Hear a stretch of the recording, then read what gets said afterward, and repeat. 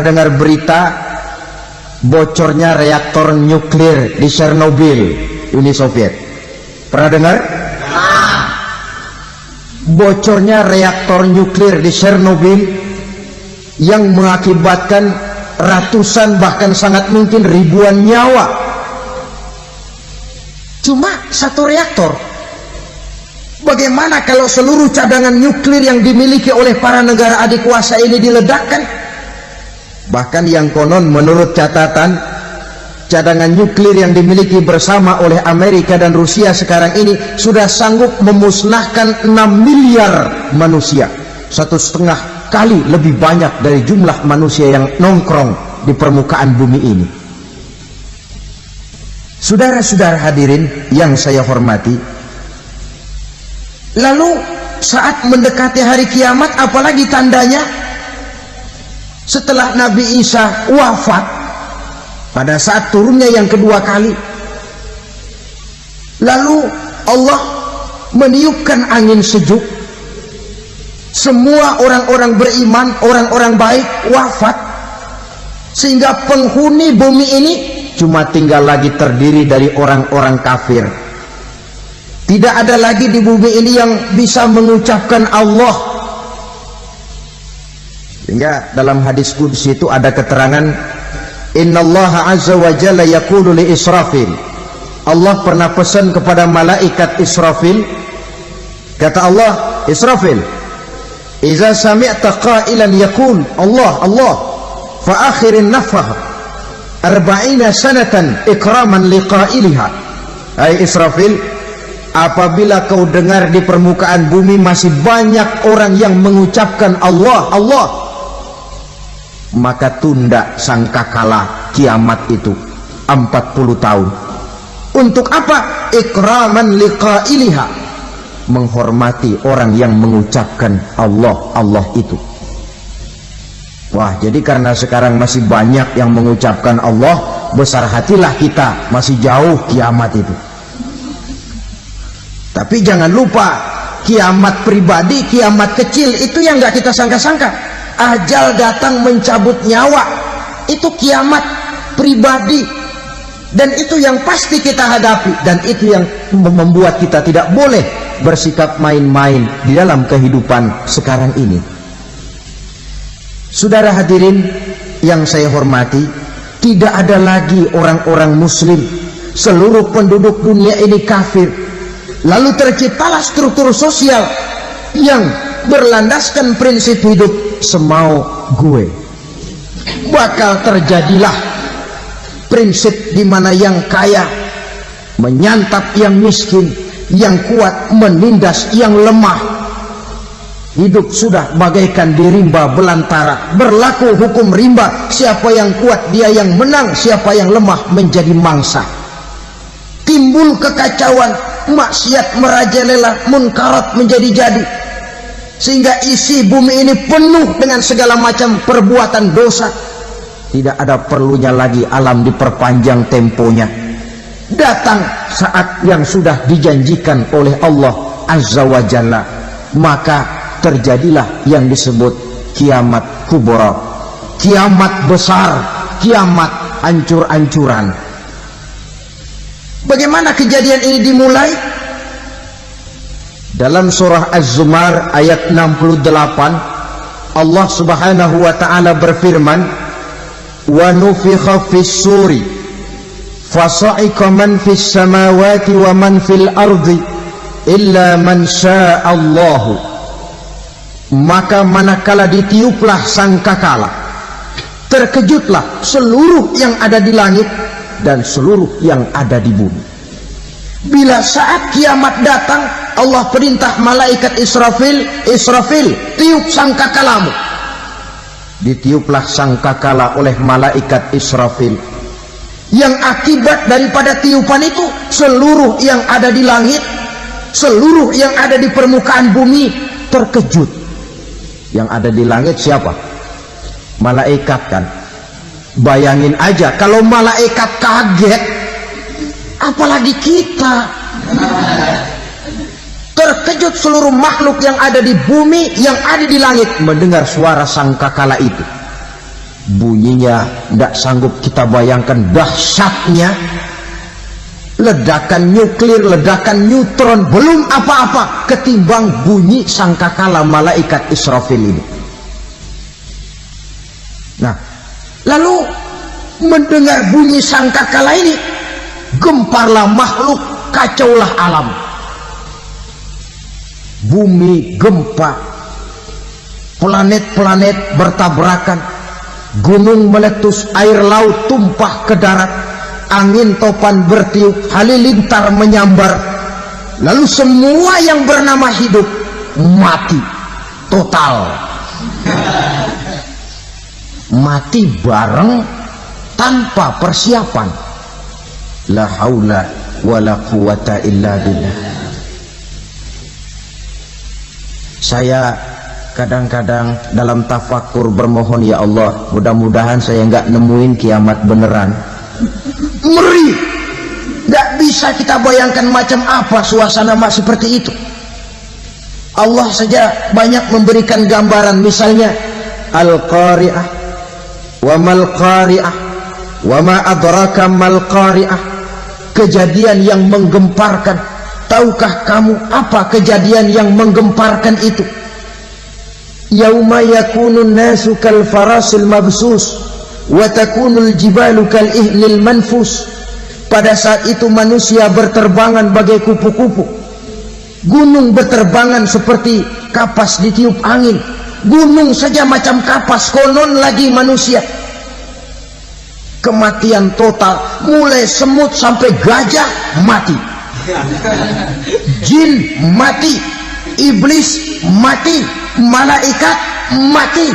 Malaikat saja mati. Saudara hadirin yang saya hormati, kematian total yang tanpa persiapan. Orang bilang, Pak, kalau mati bareng begitu yang repot malaikat maut dong ya,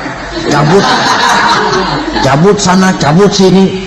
Itu kalau menurut logika kita, mestinya begitu menurut logika. Tapi logika juga yang bilang nggak perlu serepot itu.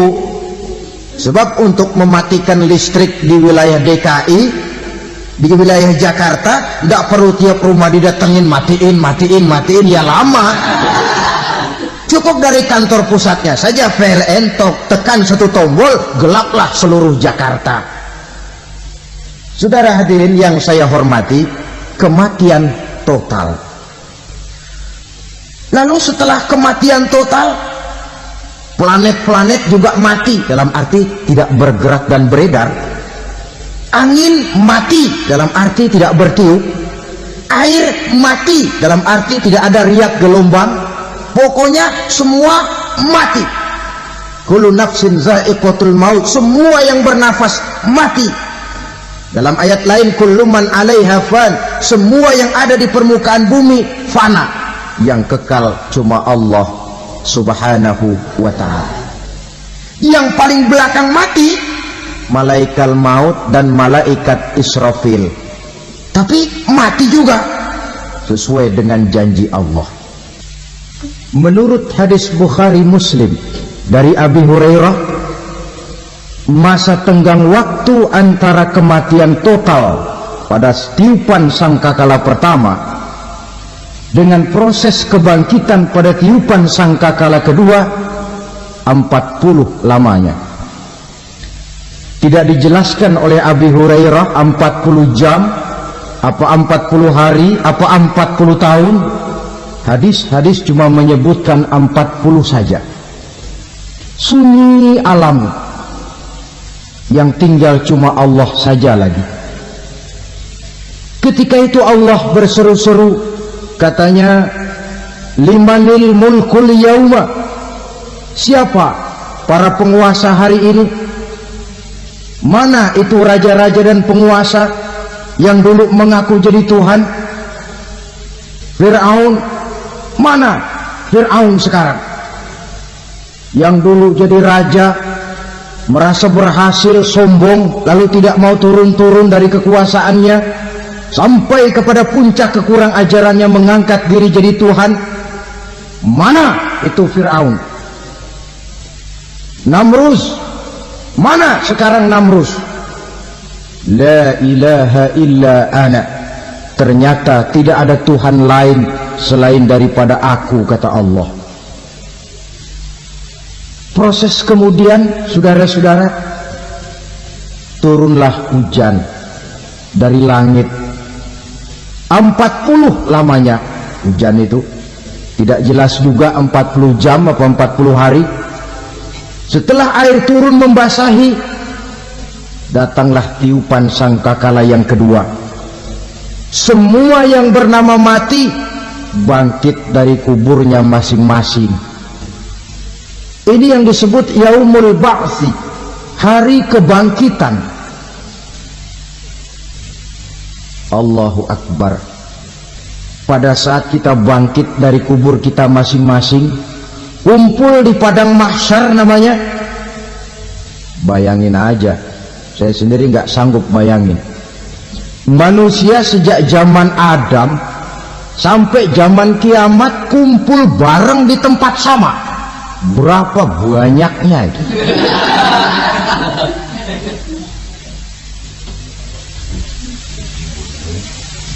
Dan yang luar biasa menurut satu riwayat, pada saat bangkit itu, Masya Allah, roman muka kita berubah, disesuaikan dengan amalan kita waktu di dunia ini. Barang siapa yang waktu di dunia amalannya itu amalan tikus, di akhirat nanti dia bangkit dari kubur, mukanya seperti muka tikus. Gagah betul badannya, tapi mukanya seperti tikus. Kenapa? Amalannya waktu di dunia seperti amalan tikus. Apa amalan tikus itu? Suka ngegeragoti barang yang sudah disimpan rapi-rapi. Orang sudah simpan uang rapi-rapi, simpan perhiasan rapi-rapi, digeragoti oleh tikus. Maling-maling, pencoleng-pencoleng, koruptor-koruptor, itu nanti di akhirat nanti kita lihat mukanya seperti muka tikus. Oh, ini waktu di dunia suka nyolong, hanya seperti muka tikus. Barang siapa yang waktu di dunia ini amalannya itu amalan macan, dia akan bangkit nanti mukanya seperti muka macan. Apa amalan macan? Macan itu amalannya menang-menangan. Orang yang mau menang saja, nggak mau mengalah. Coba lihat di hutan, kenal hutan nggak? Nah. Di hutan, raja hutan di mana-mana pasti macan, betul kan? Betul. Padahal hutan belum pernah bikin pemilihan umum. Tapi macan tidak peduli ada pemilihan umum apa tidak, pokok saya raja. Sebab apa? Macan jadi raja itu bukan karena benar, tapi karena kuat jadi raja. Setelah dia jadi raja, rakyat hutan yang mesti dilindungi malah dimakan oleh raja macan. Kambing rakyat hutan dimakan oleh macan. Ayam rakyat hutan dimakan oleh macan. Itu nanti kita lihat di akhirat itu mukanya seperti muka macan, gagah betul. Lalu barang siapa yang di dunia ini amalannya itu seperti amalan anjing, nanti dia punya muka seperti muka anjing. Apa amalan anjing? Pertama, anjing itu kalau disuruh jaga rumah, dia tidak bisa membedakan mana maling mana tamu. Biar yang datang maling, kalau bawa tulang, anjing kalem. Yang kedua, anjing itu akan setia kepada siapa saja yang memberinya roti. Siapa yang memberinya roti, itulah majikannya. Apa kata majikannya, pasti dia laksanakan. Soal benar atau salah, dia tidak peduli. Setelah anjing dapat roti, dia tidak punya pilihan lain kecuali bilang, abdi mah kumaha juragan wae ayeuna mah.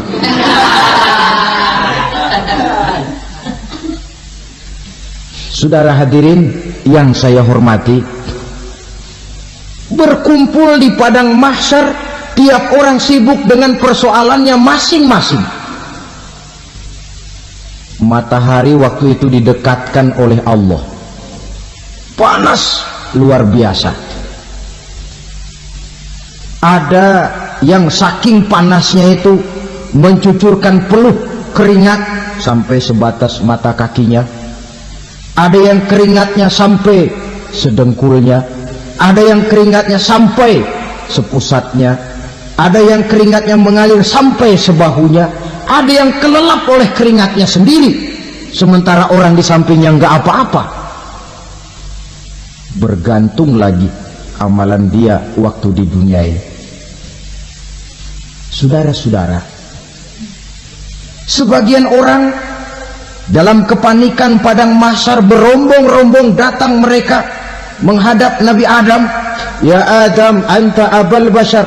Hai Adam, Tuhan adalah bapak moyang manusia. Kami sebentar lagi akan disidang, dimintakan pertanggungan jawab. Tolonglah kami, hai Adam. Kata Nabi Adam, jangankan nolongin sampean, saya sendiri tanggung jawab di hadapan Allah. Ketika dulu tidak boleh makan khuldi, saya serobot. Sudahlah, urus diri masing-masing saja, nafsi.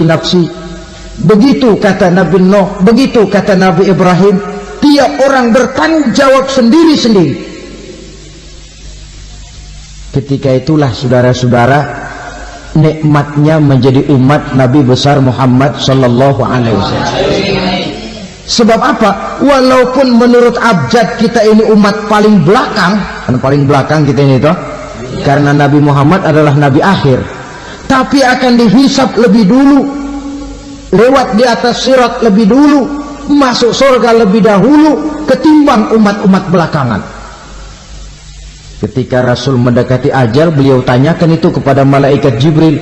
Malaikat Jibril berkata, Muhammad, jangan khawatir, Allah sudah berjanji, inni haramtul jannata ala sairil anbiya hatta tadkhulaha anta wa haramtuha ala sairil umami hatta tadkhulaha ummatuka.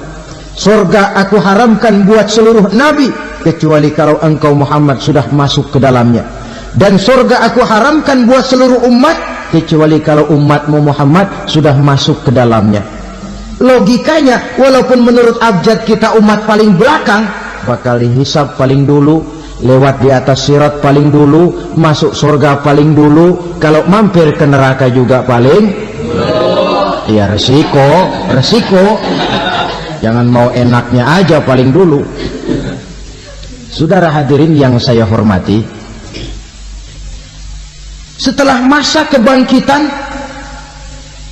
itu jangan dikira begitu bangkit langsung diperiksa, masih menunggu menanti ribuan tahun perhitungan padang mahsyar untuk sampai kepada proses yang disebut yaumul hisab, hari perhitungan. Seorang demi seorang bakal dipanggil. Bayangkan saja, kita se-RT saja di absen, kadang-kadang perlu waktu lama. Ini manusia sejak zaman Nabi Adam sampai datang hari kiamat, satu demi satu disidang di hadapan Qadhi Rabbul Jalil. Status sosial copot sudah waktu itu. Yang pernah jadi hartawan di situ tidak lagi kelihatan kehartawanannya. Yang pernah jadi jenderal tidak lagi dipanggil jenderalnya. Yang ustadz tidak lagi dipanggil al-mukarramnya. Seluruh status sosial selesai. Dipanggillah kita seorang demi seorang menghadap Qadhi Rabbul Jalil. Bagaimana proses penghisaban itu? Pertama, proses tanya jawab. Di antaranya ada hadis menyatakan, lan tazula qadama 'abdin yaumal qiyamah hatta yus'ala an arba'i khisalin. Besok di hari kiamat tidak akan bergeser telapak kaki seorang hamba sampai dia ditanya lebih dulu tentang 4 persoalan. Tentang ilmunya, kemana ilmu itu diamalkan. Tentang umurnya, di mana umur itu dihabiskan. Tentang masa mudanya, kemana masa muda itu dipakai. Tentang hartanya, dari mana harta itu didapat dan kemana harta itu dibelanjakan. Ini termasuk proses tanya jawab. Jadi kalau istilah pengadilan dunia, nama Fulan bin Fulan.